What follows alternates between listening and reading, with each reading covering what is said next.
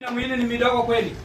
Miaka 12 ni miaka mingi sana, ambapo aliweza kuteseka kwa muda wa miaka 12, lakini kwa kwamba Yesu alikuwa anampenda na hisia zake ya kwamba alikuwa anamjua Mungu, ya kwamba Yesu aliweza, wakati aliguza lile vazi lake, baada ya miaka 12 aliweza kukauka ile damu ambayo ilikuwa inamtoka, naye akafahamu mwili mwake kwamba amepona msiba ule. Naye akafahamu ya kwamba mwilini mwake alikuwa amepona ule msiba ambao ulikuwa unamwandama. Bwana Yesu asifiwe. Amen.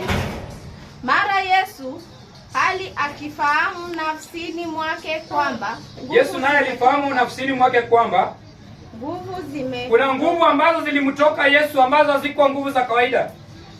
Akakeuka kati ya mkutano. Yesu aliweza kukeuka kati ya mkutano. Akasema, ni nani aliyenigusa vazi yangu? Yesu alisema, ni nani aliyenigusa vazi langu? Wanafunzi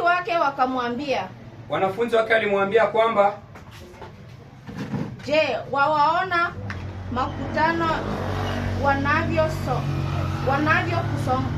kusonga nawe wasema ni nani aliyenigusa? Kuna wale wanafunzi ambao Yesu alikuwa nao, ule mkutano ambao Yesu alikuwa nao, ambapo ulikuwa unasema kwamba Yesu mwenyewe alikuwa anajua kwamba kuna yule ambaye amemguza, ambaye alikuwa na hitaji, ambalo alikuwa na imani ya kwamba yeye katika ule mkutano Yesu akipita tu yeye ataweza kupona. Wakati alikuza pindo lake, Yesu akaona ya kwamba kuna mtu ambaye amemguza, na si ya kwamba ni mtu ambaye ni wa kawaida. Huyu mwanamke ambaye alikuwa ameteseka miaka mingi, huyu mwanamke ambaye alikuwa na tatizo ambalo alikuwa anatoka damu kwa muda wa miaka 12.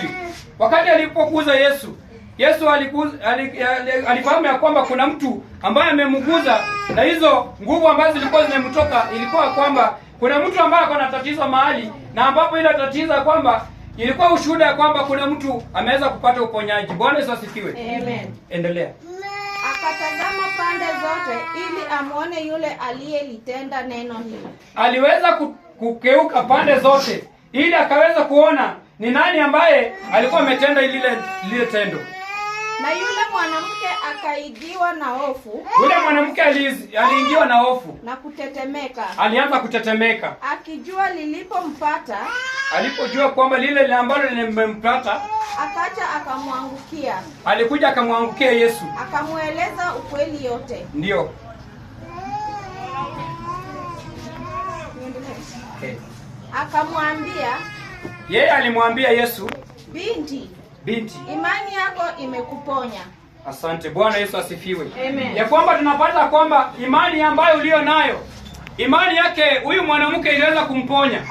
Ya kwamba wakati alikuja akapiga magoti mbele zake Yesu, akamwambia kwamba Yesu, nimejipata kwamba nimepona. Aliweza kurudishia Yesu shukrani ya kwamba Yesu aliweza kumponya yale ambayo alikuwa amepitia, yale ugonjwa ambayo alikuwa yanamsumbua, ambapo ile ugonjwa iliweza kupona na yeye akawa mzima. Ilikuwa kwamba anashukuru Yesu kwa ile kazi ambayo alitenda katika maishani mwake. Bwana Yesu asifiwe. Ndiposa wewe pia kama mwanadamu, wewe Kristo ambaye uko mahali hapa, inafaa kwamba wakati unaposimama kwenda kwa maombi ya kwamba unahitaji ambalo Yesu unataka kufanyia katika maisha yako, kuna hitaji ambayo unaomba ya kwamba Mungu akaweza kukuepusha katika ile jambo ambalo uko nalo, Yesu ako tayari kukupea lile ambalo unahitaji. Yesu ako tayari kukurehemu. Yesu ako tayari kukusamehe. Yesu ako tayari kukuponya.